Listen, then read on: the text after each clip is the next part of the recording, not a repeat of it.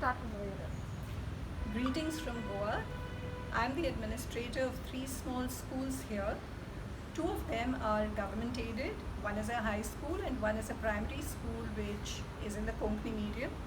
And one school is without any government aid where we charge very low fees, tuition fees.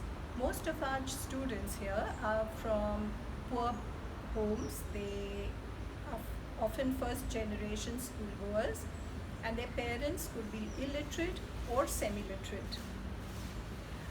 The teachers too, many of them are first generation college goers, and until last year they had not been exposed to using modern technology for teaching. Now last year's lockdown, initially people thought it was an extended holiday. So many of our students, teachers and parents were unprepared when it came to having online lessons, taking online classes and studies. That was when we discovered the problems. First, the lack of phones. Many homes where there were 6 or even 8 members shared one phone. This phone was often taken by the person who was earning, and the children had access to phones only in the evenings. Quite often there was one phone which was shared by 2 or 3 siblings and their timings overlapped or clashed. Then some homes, in fact many homes, didn't have the money to pay for the data, and connectivity or the lack of it was a regular issue.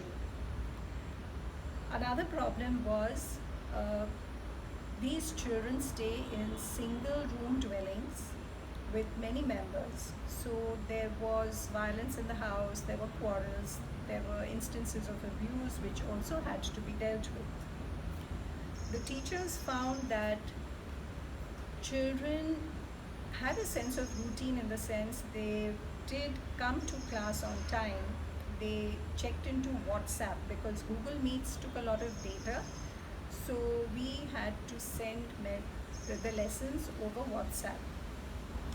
But the children were frequently in their pajamas or yawning or eating, and quite often they would log in to the phone but then not be physically present there at all. So the teachers found it very difficult to hold the children's attention and to take attendance. Now, schools which charged higher fees, where the children had access to laptops, they could stick to the Google Meet timetable. Our children could not. Even though the classroom activities could somewhat be managed when the teacher was present, when the teachers gave the children homework to do, they were never certain whether it was the child who was doing the homework or a literate adult or an elder sibling. The same was true about the worksheets which were handed out to the parents in hard copies, where parents came to school and collected the hard copies and were to return them the following week or after a couple of days. The teachers were never sure who had actually done the work on those handouts. The pre-primary suffered because the oral rhymes were not taught to the children properly. There was no practice. There was no one at home who could hold their hands and teach them to do pattern writing or craft. Also, loss of jobs meant that the parents were not willing to buy stationery or couldn't afford it. A lot of the parents thought that online schooling was a waste of time. Then assessments, just as the homework, the teachers were not sure who had done the homework, the same was true about the assessments. Who had actually answered the test papers or the question papers? It was difficult for them to know. For each of these points, the division between the haves and the have-nots in our state and probably in the country has increased phenomenally. So what would be the solution? One is each one teach one. If every adult, literate or educated person took the responsibility of someone who didn't have that privilege, we would go a long way. The second is that all religious places of worship could be put to use for education. They all have the space.